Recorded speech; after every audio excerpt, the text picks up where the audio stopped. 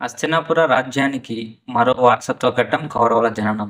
కానీ ఈ జన్మగాథ సాధారణమైనది కాదు. ఓ శాపం, ఓ గొప్ప నిర్ణయం, రాజ్యానికి వచ్చే ప్రమాదం. ఈ ఘటనల వెనుక అసలు సత్యం ఏమిటో తెలుసుకుందాం. గాంధారి గాంధార రాజకుమార్తె, ధృతరాష్ట్రుని భార్య. శివుడికి కఠిన తపస్సు చేసి శతపుత్ర ప్రాప్తి వరాన్ని పొందింది. కానీ కాలగతిలో ఆ వరం ఓ విపత్కరమైన మలుపు తీసింది.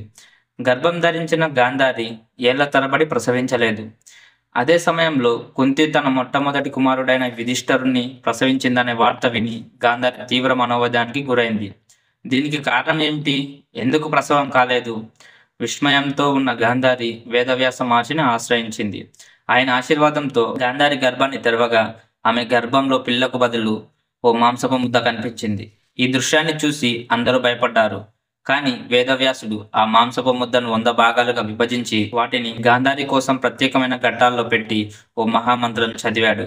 కొంతకాలం గడిచిన తర్వాత ఆ ఘట్టాల నుండి 100 మంది బలమైన అబ్బాయిలు జన్మించారు. వీరే భవిష్యత్తులో మహాభారత యుద్ధానికి కారణమైన 100 మంది కౌరవులు. వీరిలో అగ్రగణ్యుడు ధృతరాష్ట్రుని సర్వస్వమైన వారసుడు దుర్యోధనుడు. ఈ విధంగా కౌరవుల జననం ఓ మహాద్భుతం అని భయంకరమైన ఘట్టాలుగా మహాభారతంలో నిలిచింది. షార్ట్ నచ్చితే లైక్ కొట్టి కామెంట్ పెట్టడం మర్చిపోకండి. రోజుకో షార్ట్ వీడియో వస్తుంది. మహాభారతం గురించి 1 నిమిషంలో తెలుసుకోండి.